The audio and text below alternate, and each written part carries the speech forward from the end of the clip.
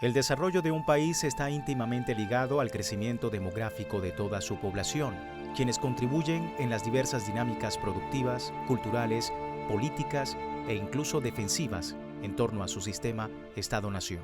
Las economías con mayor desarrollo industrial del planeta, como la de Japón, desde hace décadas enfrentan una fuerte crisis demográfica que afecta directamente en la tasa de fertilidad, relacionado con la aglomeración urbana y la devastación ecológica, además de otros factores como los culturales y políticos particulares, atentando contra el sano desenvolvimiento de la sociedad japonesa. En este sentido, el primer ministro japonés Shigeru Ishiba, en medio de un debate parlamentario, anunció que la baja natalidad y despoblación que vive Japón es considerada una emergencia silenciosa, tras ser declarada la primera sociedad superenvejecida del mundo y la pionera en la pérdida de población.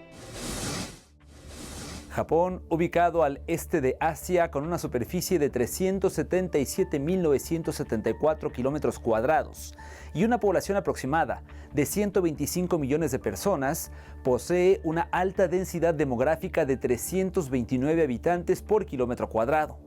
Sin embargo, en las últimas 2 décadas padece una crisis demográfica causada por la baja natalidad y el aumento de la tasa de longevidad. Una problemática que varios gobiernos japoneses pretendieron revertir, pero hasta la fecha no ha sido posible. Sociólogos nipones informaron que hasta que no se presente una reforma de las costumbres familiares modernas, seguirá presente esta grave crisis, este desafío, mientras otros estudiosos y científicos vinculados al tema creen que la solución es abrir las fronteras del país a la migración, algo que genera resistencia en una sociedad considerada racista y conservadora. Hasta la fecha, las políticas públicas de protección familiar empleadas en la nación del sol naciente no han sido lo suficientemente efectivas. Esto generó una contradicción en una de las 10 economías más importantes del mundo. Su crisis demográfica afectó la productividad al carecer de mano de obra de relevo. Una de las características más notorias de la sociedad japonesa es su larga existencia histórica en el archipiélago nipón, constituido por más de 6.000 islas separadas del continente asiático por el mar de Japón.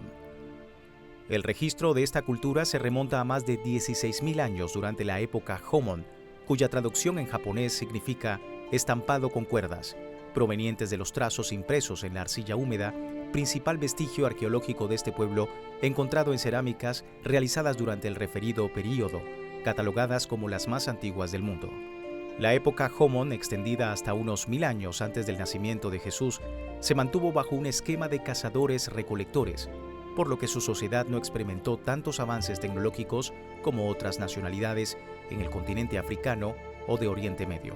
Asimismo, esta primigenia comunidad japonesa tuvo escasos contactos con los otros pueblos asiáticos de la región, lo que la hizo proclive a desarrollar patrones culturales propios, profundizados posteriormente en el Japón moderno. From a global perspective, this is an extremely important site. We're looking at a culture that didn't involve agriculture or breeding animals. These are both things that require people to make major changes to the environment. The site provides us with a unique glimpse into the lives and way of thinking of a people who truly lived in harmony with nature. Entre la finalización de la era Homon y el siglo XVI de la era común, el desarrollo humano y cultural de Japón fue dando pasos agigantados. Pero es luego de este intervalo histórico cuando las fuerzas sociales del país darían forma a la distintiva idiosincrasia nipona. Hasta dicho momento, la estructura social era difusa y cada región o provincia japonesa era gobernada por señores feudales conocidos como daimyo, término japonés que se traduce como gran nombre, los cuales lucharon por el control de los vastos territorios durante una prolongada guerra civil de más de 100 años.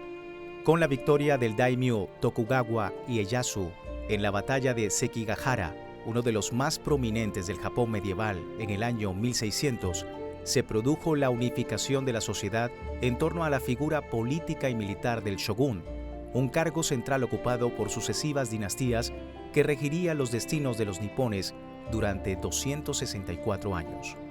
El punto de origen de los actuales usos y costumbres en Japón se remontan al siglo XVII de la era común, cuando en 1603 inició el período Edo. Su población experimentó un rápido crecimiento demográfico y pasó a ser uno de los países del mundo más urbanizados para el momento. En este período, expresiones culturales como el bunraku o el teatro de marionetas japonés y el kabuki, con sus máscaras y maquillaje, fijaron la identidad de este pueblo. El período Edo o era del shogunato Tokugawa abarcó cerca de 1603 a 1867. En estos más de 2 siglos y medio se forjaron las tradiciones más arraigadas del Japón, muchas de las cuales sobreviven hasta la actualidad. One of Ieyasu's nicknames is the Old Badger, and it reflects his craftiness as well as his famed ability to wait. And he waits until after Hideyoshi is dead, until he has a clear preponderance of power, and then makes his move to become the dominant military leader in Japan. Bajo el mandato Tokugawa, se instauró el sistema de castas agrupados en 4 clases sociales diferentes: los nobles, integrados por el emperador, el shogun y los daimios, quienes ostentaban el mayor rango, influencia y poder en la sociedad. Luego estaban los samuráis o guerreros, quienes servían a los señores feudales y obtenían beneficios y derechos de estos, solo superados por los dados a los nobles. Los plebeyos, integrada por los campesinos que dependían de las tierras otorgadas por los terratenientes para sus cultivos y representaban hasta el 80% de toda la población. Finalmente estarían los chonin, conformada por artesanos y comerciantes, quienes constituían la clase más baja dentro de la jerarquía social. Por tanto, vivían en zonas urbanas y se asociaban a la producción de gran parte del arte, la música, la literatura y el drama para la colectividad de entonces. Además del desprecio a los comerciantes chonin, se sumaba la segregación de los llamados marginados, las cuales no pertenecían a ninguna de las 4 castas anteriormente descritas. En ella fueron incorporados personas con oficios vinculados con la muerte, como verdugos o guardias, conocidos como kinen, curtidores de piel y carniceros identificados como etas, así como los mendigos que habitaban las calles, etiquetados como intocables o burakumin.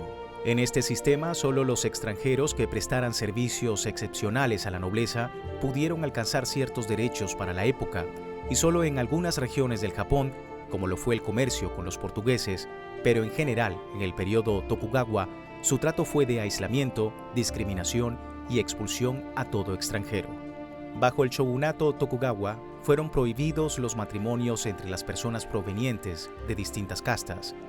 Esta férrea estructura jerárquica se prolongó más de 2 siglos en Japón, aunque el sistema de castas fue abolido durante la restauración Meiji, ocurrida en 1868. El prolongado periodo dio origen a patrones conservadores que subsisten hoy en día. Dentro de esta singularidad destaca el racismo y xenofobia hacia los extranjeros, en particular el rechazo a la unión matrimonial de estos con los ciudadanos japoneses, el estigma de las relaciones afectivas entre personas de distinto estrato social, nacionalidad y los roles de género están fuertemente habituados.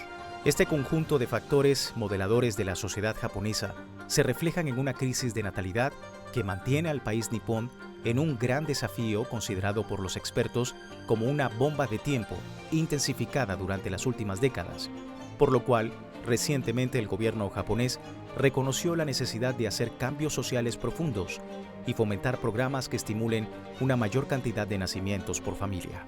Nuestro país debe convertirse en una sociedad donde el padre y la madre trabajen y críen a los hijos juntos. Es necesario cambiar la estructura, la conciencia social para que todos apoyen a los niños y a los futuros padres. Concentraremos esfuerzos para apoyar la crianza y la planificación familiar en los próximos 3 años. Japón, como otros países altamente industrializados, se enfrenta a una crisis demográfica marcada por una baja tasa de natalidad y una población envejecida. En 2024, su índice de natalidad se estableció en 1,27, muy por debajo de los 2,1 infantes por mujer considerados necesarios para mantener una nación saludable. No obstante, Japón perfila retos particulares que no afectan a estas otras naciones, como lo es la resistencia de su población a la migración extranjera, matrimonios tardíos, fuertes presiones laborales y altas tasas de soltería. Todo ello impulsado por las costumbres conservadoras heredadas de los periodos históricos como el shogunato de Tokugawa.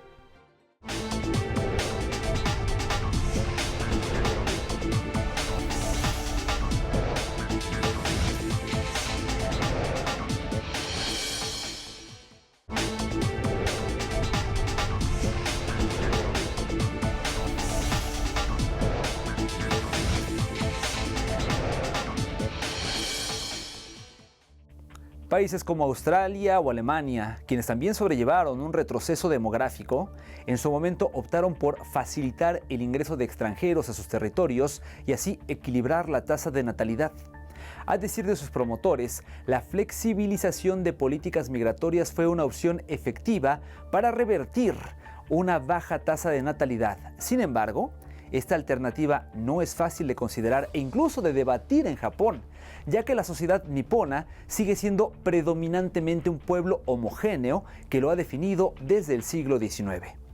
Actualmente en Japón, 1,7% de su población, aproximadamente 2,2 millones de personas, son individuos nacidos en el extranjero o son nacionales extranjeros. Esta crisis demográfica para Japón es un obstáculo en sus objetivos de crecimiento productivo. Ante este panorama, el gobierno japonés anunció medidas orientadas al financiamiento de familias jóvenes. No obstante, sectores comerciales apuestan por favorecer la migración extranjera, ya que si no se logra aumentar la natalidad, es posible que en un futuro próximo la mano de obra joven nipona no sea suficiente para cubrir la demanda en las áreas productivas de la nación del sol naciente. El primer ministro de Japón, Shigeru Ishiba, en medio de un debate parlamentario, anunció que la baja natalidad y despoblación que vive su país es considerada una emergencia silenciosa. Entretanto, expresó que su intención es brindar una solución económica a la problemática de natalidad demográfica, al subir más de 40% el salario mínimo a escala nacional para atenuar los efectos de la inflación y estimular el consumo antes del año 2030. Con esto, el gobierno japonés dejó claro que la migración no es una solución y decidió apostar por financiar los nuevos nacimientos. Sin embargo, analistas como Pogli Tan, académica de la Escuela de Políticas Públicas, y Lee Kuan-yew, de la Universidad Nacional de Singapur, argumentaron que en otros países asiáticos con similares problemáticas como Singapur, se utilizó un mayor gasto fiscal para estimular la natalidad, lo cual no logró solucionar la crisis. Por esto opinó que se requieren de cambios que no dependen de incentivos monetarios, sino en ayudar integralmente a las parejas jóvenes que desean tener al menos 2 hijos al lograr sus objetivos de fertilidad. También especialistas como el sociólogo Stuart Hittel-Basten, director fundador del Centro de Ciencias del Envejecimiento de la Universidad de Ciencia y Tecnología de Hong Kong, en China, vincula otros factores a la grave situación demográfica japonesa. I want to argue, though, here today that, of course, education it plays an absolutely critical role in shaping these demographic trends going forward, both as a direct driver of fertility and health and migration, but also in terms of playing an important feedback effect into driving and changing and affecting and mitigating all of these other factors, which will actually be the primary drivers of fertility.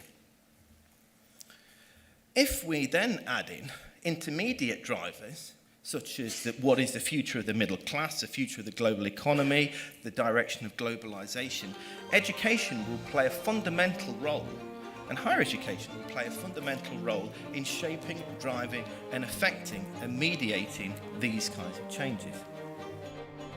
En este contexto, Hittel-Basten señaló en sus investigaciones que, aunque la caída de los nacimientos es un fenómeno bastante extendido en países desarrollados, el problema es más grave para Japón, dado que la esperanza de vida aumentó en las últimas décadas, lo que significa que hay un número creciente de personas mayores y una cantidad cada vez menor de trabajadores para mantenerlos.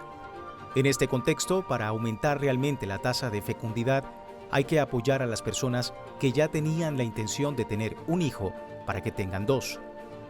Esta realidad se ve patentada por datos del Banco Mundial que cuantifica que Japón es el país que tiene la población más envejecida del mundo después de Mónaco, y los países que siguen actualmente a Japón en proporción de personas de 65 años o más son Italia, con un 24,5%, y Finlandia, con un 23,6%.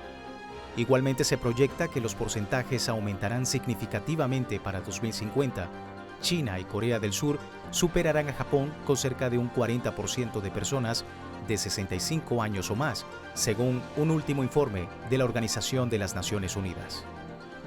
Algunos factores que motivan esta realidad son señalados por investigadores del Instituto para Iniciativas del Futuro en el área de gerontología de la Universidad de Tokio, que a través de una encuesta con mujeres solteras de entre 20 y 40 años revelaron 4 razones comunes para renunciar al matrimonio en Japón, como el deseo de mantener el estilo de vida actual, la falta de oportunidades para conocer parejas potenciales, priorizar la realización personal y la dependencia social de la familia para el cuidado de los adultos mayores. El envejecimiento de la población japonesa promueve situaciones que replantea posiciones sociales preestablecidas, por ejemplo en los roles de género, ya que ante la disminución de mano de obra por la baja natalidad, desde 2014 se incentivan políticas orientadas a motivar a las mujeres a trabajar. A pesar de estas medidas, actualmente la disparidad de género en Japón es la más alta dentro del G7 y las mujeres ganan hasta un 21,1% menos que los varones. Japan must become a place where women shine. By 2020, we will make 30% of leading positions to be occupied by women. Pese a las políticas implementadas, la crisis demográfica japonesa se mantiene como un obstáculo para su crecimiento productivo, especialmente dado el contexto geopolítico regional en donde el poderío económico desarrollado por China en los últimos años compite con la economía nipona. Por lo que analistas consideraron difícil que Japón vuelva a ser un actor fuerte en la región asiática y pretenda frenar o competir con la expansión comercial y producción masiva de China. Si no logra subir la tasa de natalidad, es posible que en un futuro próximo la mano de obra joven sea insuficiente para alcanzar sus objetivos nacionales. Otros países que han pasado por este mismo problema demográfico, como Australia o Alemania, han optado por facilitar el ingreso de extranjeros y así han enfrentado y nivelado la tasa de natalidad, es decir, con la flexibilización de políticas migratorias. No obstante, esta alternativa no es tan fácil de considerar ni de debatir en Japón, ya que sigue siendo predominante en una sociedad conservadora y homogénea, la cual define a la nación japonesa desde el siglo XIX. Por esto, actualmente en Japón, solo un 1,7% de su población, que es aproximadamente 2.2 millones de personas, están formadas por individuos nacidos en el extranjero o son nacionales extranjeros. Empresas japonesas de importante relevancia, especialmente aquellas dedicadas a la producción agroalimentaria, ven en la disminución de la natalidad y la demanda asociada a un considerable impedimento para el desarrollo de sus actividades y claman por medidas como la mayor apertura de la migración para recuperar la menguada mano de obra. The Japan population is decreasing, but the world population is increasing. So the food supply chain, we need to go into that area to solve that issue. I think Japan has to change too. So not only saying just focusing on he's Indian, or his whatever it is. Of course, when backgrounds we cannot change. And we are proud of our backgrounds. It's not that we. But I think flexibility and having people from overseas would be very critical for Japan too. La homogeneidad étnica de Japón hace que no reciba grandes oleadas migratorias, y a pesar que es un país industrializado que necesita mano de obra constante, no se abre a los extranjeros como otros países europeos que han presentado la misma problemática, ya que se limitaron al ingreso de trabajadores calificados, técnicos y profesionales que sean descendientes de japoneses en el extranjero, esto con una clara segregación y limitación de selección. Los trabajadores extranjeros siempre han sido minoría, según datos del Ministerio de Salud, Trabajo y Bienestar de Japón. Solo representan el 1,5% de la fuerza laboral, y el mayor porcentaje de migrantes que entran a Japón es de la misma región asiática, Filipinas y Vietnam. La crisis demográfica que actualmente atraviesa el pueblo japonés es un ejemplo de cómo conceptos viejos, conservadores y arraigados profundamente en una sociedad intensifican el racismo, la xenofobia, el aislamiento, sin contar con las jerarquías sociales que pueden entrar en contradicción con las formas y estilos de vida modernos, en particular en un modelo de producción y consumo excesivo en donde se priorizan valores como la productividad, la economía y el estatus, mientras se menosprecia el valor de la naturaleza humana, especialmente en un aspecto fundamental como la natalidad de la generación futura. El descenso de la natalidad en Japón, según las cifras y estudios realizados en los últimos años, es considerado una refutación colectiva al sistema actual hegemónico y a la uniformidad étnica que por siglos ha prevalecido en la cultura japonesa. A criterio de la investigadora, ambientalista e historiadora del Japón contemporáneo, nos referimos a Chelsea Sandy Schieder, las políticas públicas de este país tendrán que adaptarse a nuevas creencias sobre el valor del trabajo y el significado de la familia.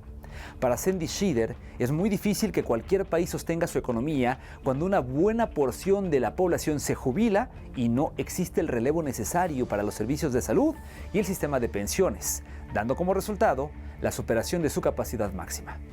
Hasta que no se evalúe la crisis demográfica sociológicamente y la problemática de la privación reproductiva y conyugal de las parejas japonesas, los incentivos económicos no tendrán fruto.